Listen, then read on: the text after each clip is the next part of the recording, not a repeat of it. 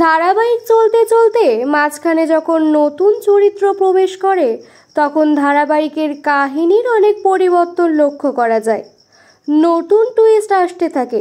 তেমনই জি বাংলার জনপ্রিয় এক ধারাবাহিক কার কাছে কই মনের কথাতে প্রবেশ করেছে নতুন চরিত্র, আর তার ফলে আসতে চলেছে নতুন টুইস্ট।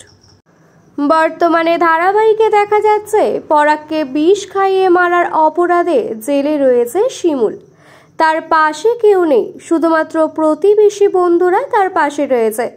আর রয়েছে শতদ্রু, যে মধুবালা দেবীর পাশে সব সময়ের জন্য ছিল, যে মধুবালা দেবীর দুঃখ কষ্ট শিমুল ভাগ করে নিত। সেই মানুষটিও আজ শিমুলকে ভুল বুঝেছে। তিনিও চান শিমুল শাস্তি পাক। এর ফলে শিমুলের লড়াই করার শক্তি হারিয়ে গেছে, আর সে চায় না কোনো লড়াই। সে আর চায় না নিজেকে নির্দোষ প্রমাণিত করতে। মধুবালা দেবী না হয় পরের লোক, কিন্তু শিমুলের গর্ভধারিণী মাও শিমুলকে চিনতে পারেনি। তিনিও চান শিমুল শাস্তি পাক।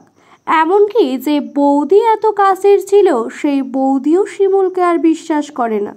শিমুলের এই ট্র্যাজেডি মেনে নিতে পারছেন না ধারাবাহিকের অনুরাগীরা, আর তাই ঘটনার পরিবর্তন করতে ধারাবাহিকে প্রবেশ করেছে নতুন চরিত্র।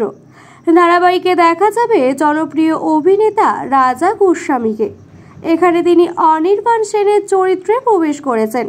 শিমুলের যে উকিল রয়েছে তার বিপরীতে দেখা যাবে রাজাকে।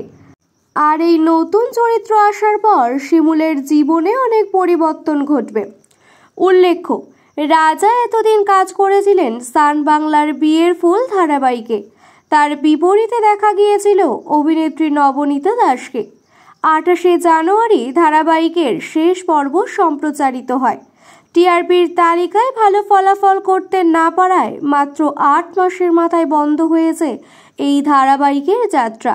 এই ধারাবাহিকের পরিবর্তে এবার সান বাংলায় দেখা যাবে নতুন ধারাবাহিক আকাশ কুসুম।